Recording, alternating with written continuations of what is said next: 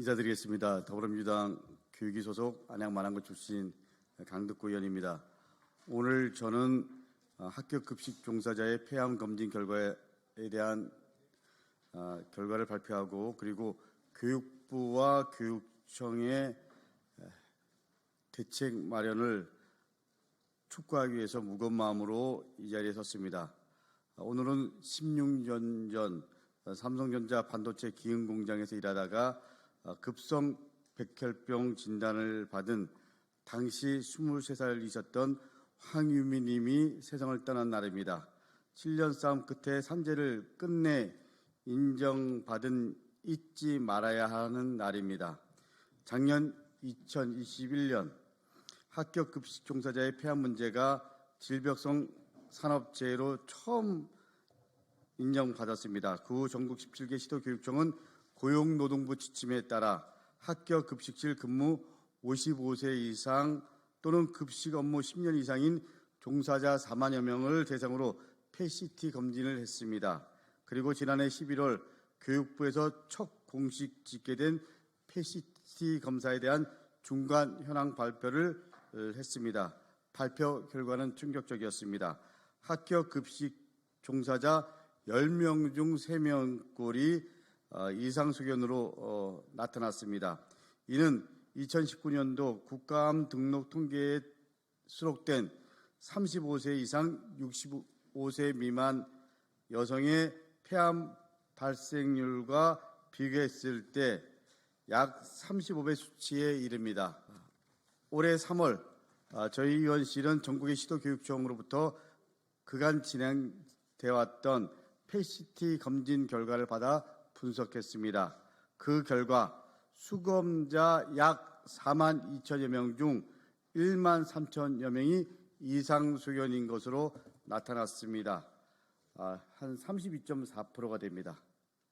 더욱 심각한 것은 이상소견자 중에서 가장 높은 단계인 4단계, 즉 폐암 의심에 해당하는 급식 종사자 수가 338명인 것으로 나타났습니다. 폐암 의심을 판정받은 급식 종사자를 지역별로 보면 수도권 지역인 경기가 115명, 서울이 70명으로 가장 많았고 전남 27명, 부산 20명, 경남 18명으로 뒤를 이었습니다.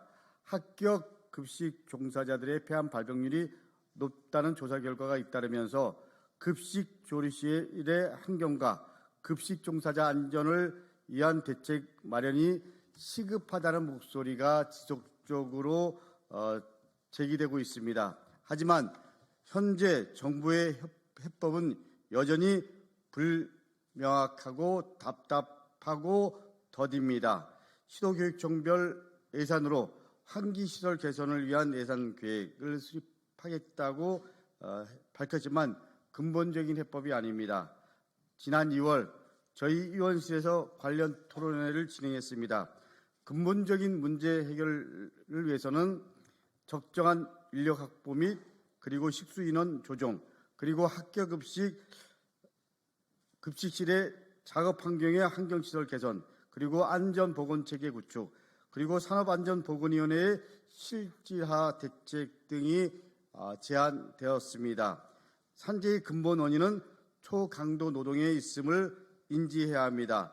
이는 학교 급식 종사자들의 안전을 위한 가장 기본적이고 그리고 절실하고 그리고 시급한 문제입니다. 학교 급식 종사자들이 직접 나서서 스스로가 안전하게 일할 권리를 주장하고 있는 이 현실은 대한민국 사회가 참으로 부끄럽게 생각하고 그리고 반성해야 할 일입니다. 죽음의 급식실이라는 표현 자체가 우리 사회와 학교의 민낯을 여실하게 그리고 적나라하게 드러내는 말입니다. 다시 한번 정부에 촉구합니다. 학교 급식 종사자의 폐암 문제는 목숨과 직결되는 긴급하고 절박한 민생 문제입니다. 이것처럼 절박한 민생 문제가 또 어디 있겠습니까? 절박한 마음으로 호소합니다. 개별교육청에서 자율적으로 개선하기에는 이미 그 선을 넘었습니다. 이주호 교육부 장관 직접 나서서 이 문제를 푸십시오. 교육부 장관이 고용노동부 그리고 시도교육감 협의회 등과 함께 비상 TF를 구성하는 등 적극적인 조치를 취해야 됩니다.